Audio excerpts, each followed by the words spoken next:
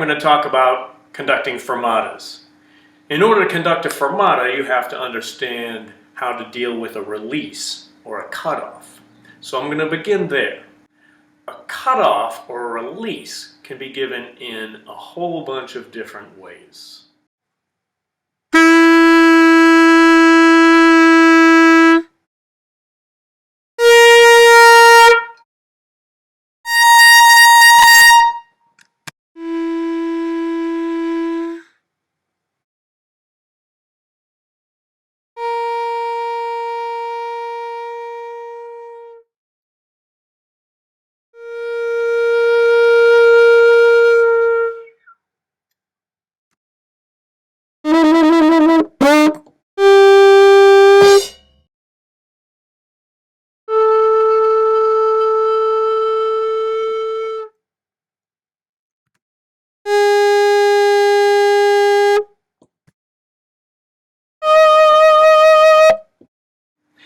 If you were to do a little research on fermatas, you might find some people do tutorials on the 2 types of fermatas, or the 3 types of fermatas, or even the 4 types of fermatas. I would actually contend that there are more than that. If you're in 4/4, for example, a fermata could appear on either beat 1, 2, 3, or 4.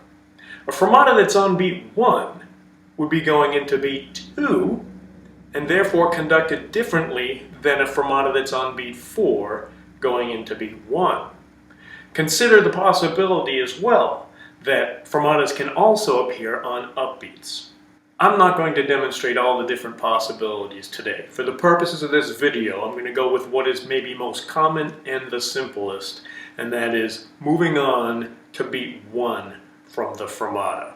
So I'm going to demonstrate 4 different scenarios. The first scenario is when you have a fermata on beat 4 and you have a cutoff with a caesura, or perhaps there's no caesura but you know you want to have space there, and then a re-entry on beat 1. So in order to do this one, you're going to do the cutoff, and then when you restart the ensemble, the group will come in because you show them an ictus that is prepared just like you would at the beginning of a piece.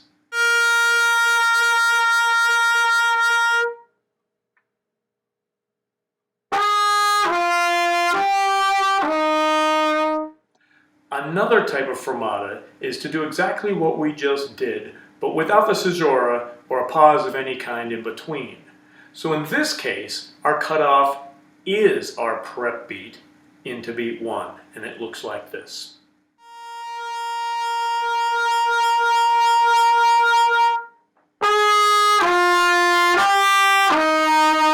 Another type is when you come across a situation where the fermata flows directly into beat 1 and time. So sometimes this will be indicated with N.B. in the music. No break, no breath. In that case, you have to do something like this.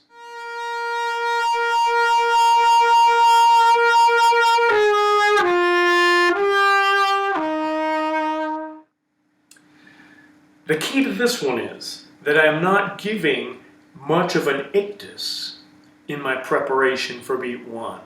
I just slowly motion toward it. It's not difficult to see where beat 1's supposed to be, even without the ictus, especially at this tempo.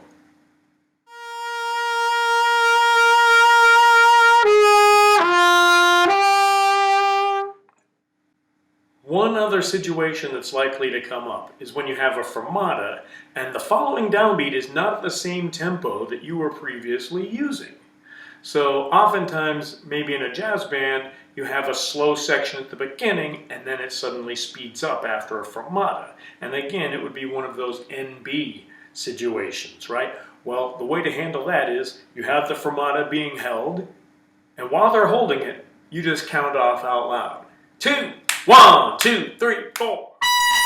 Now with a jazz band, they're used to the vocal count-offs. In a symphonic band, we don't do that. In orchestras, we don't do that.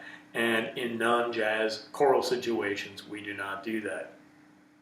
So the way to deal with it then is, when you have your baton, if you have to do the count-off, again, Oftentimes you work this out in rehearsal and you are able to pull it off without having to do it.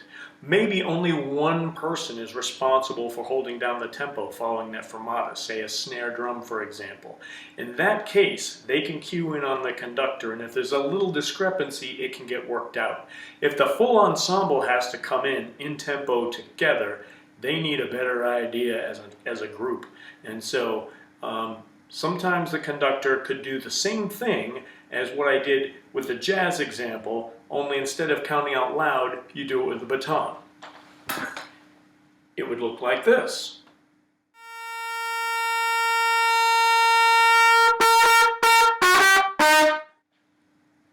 So what I did there was I gave a small gesture.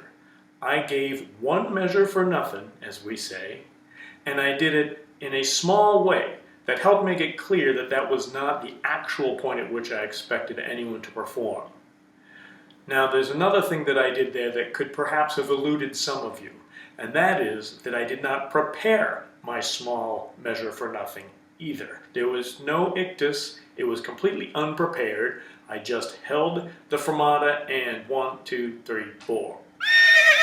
Without preparing that downbeat, it is extra unlikely that anyone would come in because they don't know it's coming. Well, that concludes this video. Thank you very much for watching. I hope you enjoyed it.